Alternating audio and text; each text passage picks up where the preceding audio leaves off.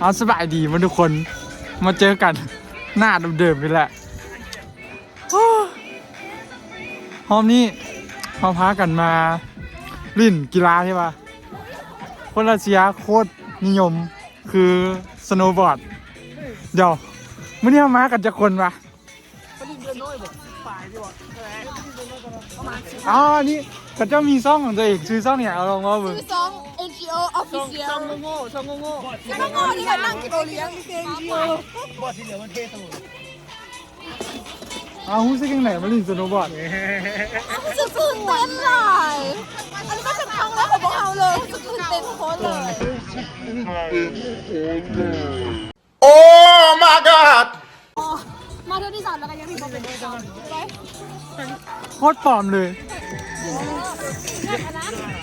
เอาสอนวิธีใส่เกือบ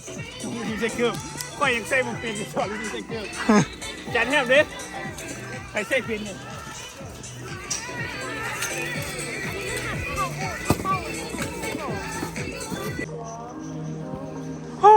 สภาพมาฮอดเดินแล้วลิ่นบกล้าลิ่น หักกันลงมาได้นึงทางถึงหักลงมาได้ครึ่งนึงไปทางยูฮูด โอ้ยผมเห็นรถป่ายทางเซฮายเนี่ย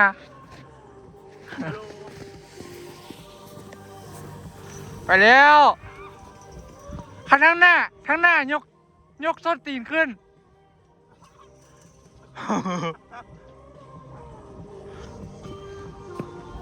เอาจากไหนจานตะ เป็นกัน เวลาเบรกนี่นะเวลาเบรกเขาหักเข้ามาบอกงัดตีนขึ้นงัดตีนขึ้นเอาไป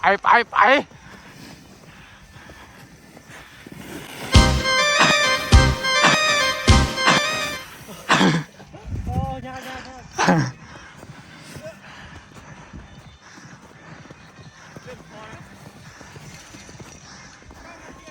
ฝ้าท่อ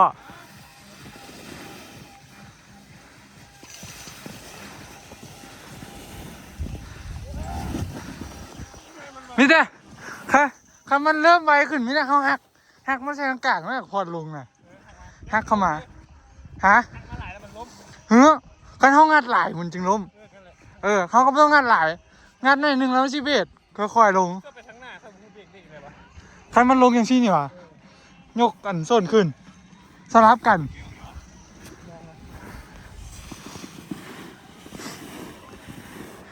ยกขึ้นหน่อยเดี๋ยวก็พอแล้ว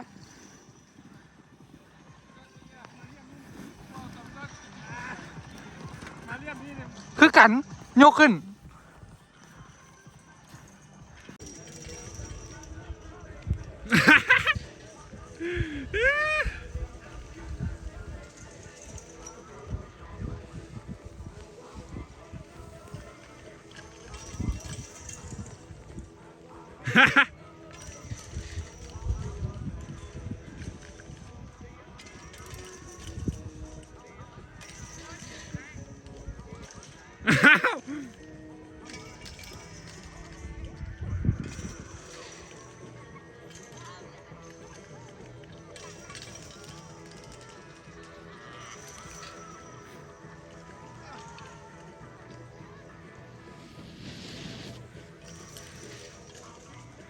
เอาไม่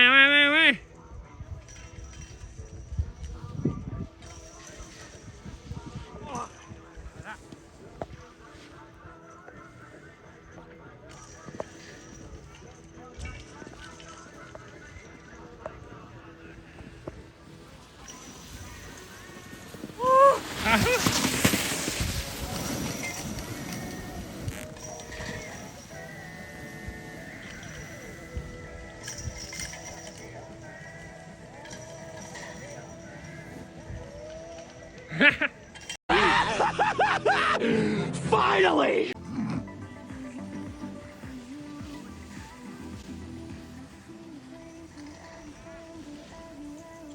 โคตรเท่มาเบิ่งไอ้บ่าวเขามาแล้ว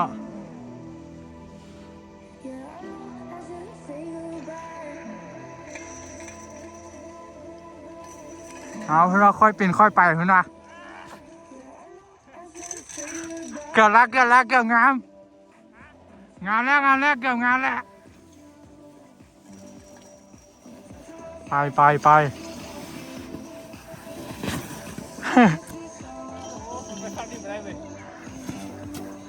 เรื่อยๆเรื่อยๆเรื่อยๆเดี๋ยวแม่งลึง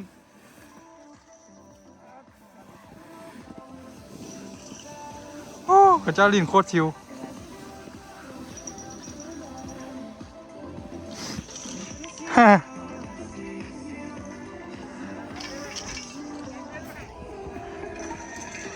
แมนแมนแมน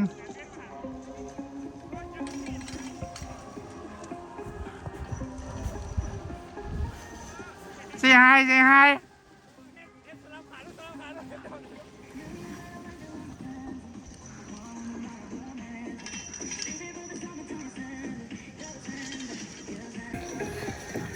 ไปวันนี้เดี๋ยวจะขึ้นไปเบิ่งพวกทางเทิง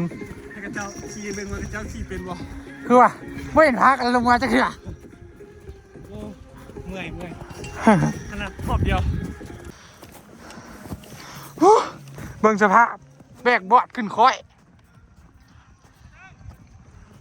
มาเท่ว้า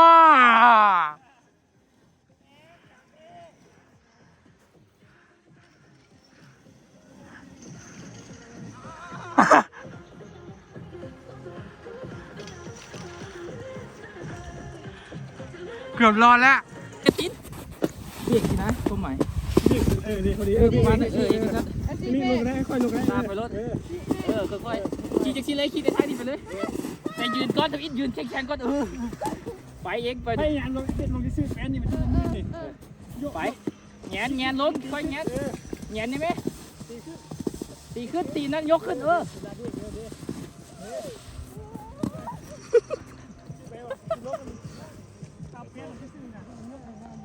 แมงลงบ่ฮอด5 นาทีครึ่งเกือบ5 ชั่วโมงนี่บ่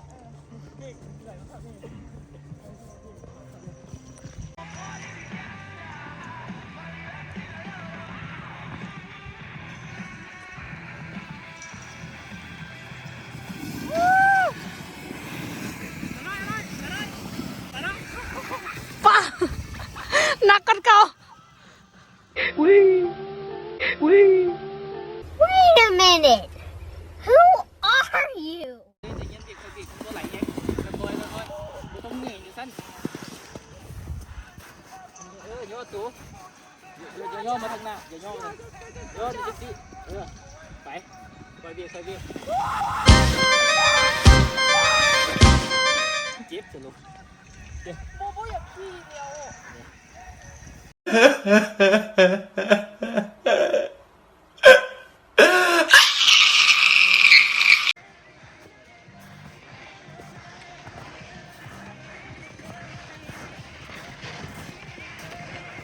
ไปแล้วเจ้าของซ่อง NGO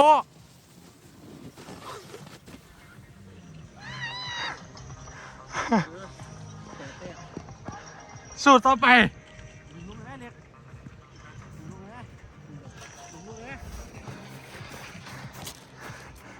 เสียหาย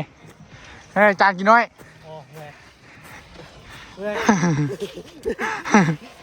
ถูกต่อเดี๋ยวบัวหน้าลง ไปแล้ว 2 นิ้ว 5นี่กดที5นี่ จะให้ซีเดียว ว้าน้อยโคตรเท่เลยน้อย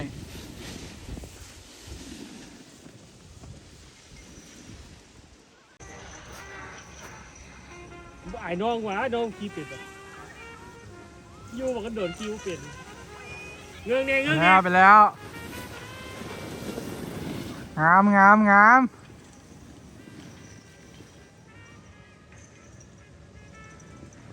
คือมันซีใช่ไหม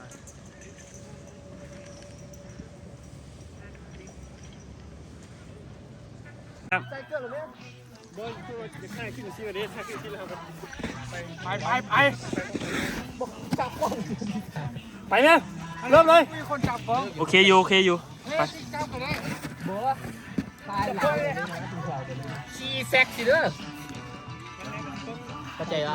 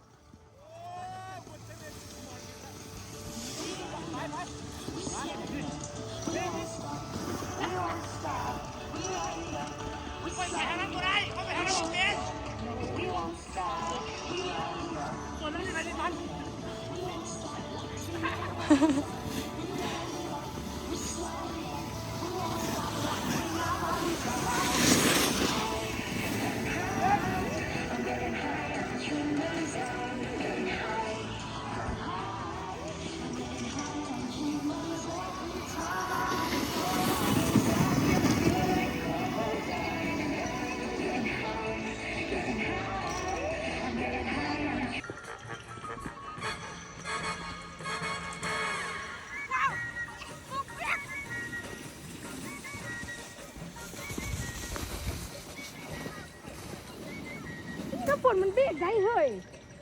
นั่นแหละมาขี้ให้เดี๋ยวขี้เป็นเลยปุ้ยกับเป็น ปุ้ยเบรกบ่ได้ปุ้ยขี่ซื้อเด้เห็นบ่เด็กอารมณ์ ซ้ายขวาเลยเอาไปเลยเนี่ยไปเลยไปแม่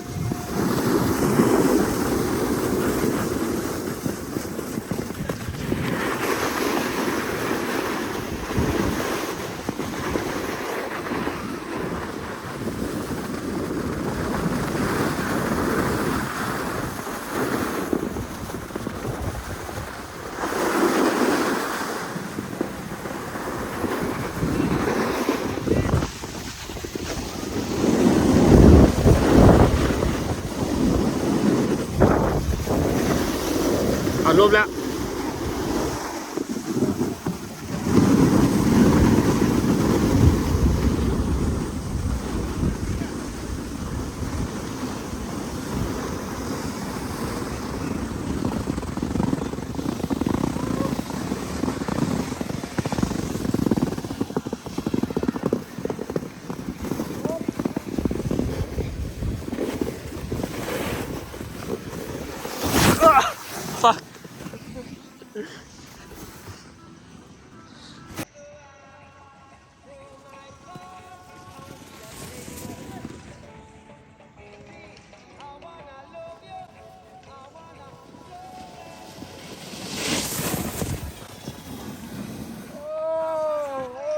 เทจั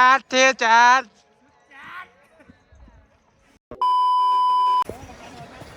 เอานะสำหรับคลิปนี้ก็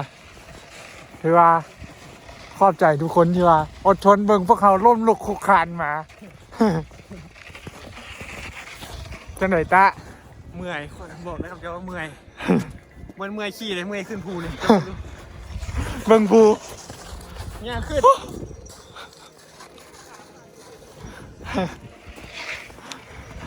นั่นแหละทุกคน ฝากติดตามว่า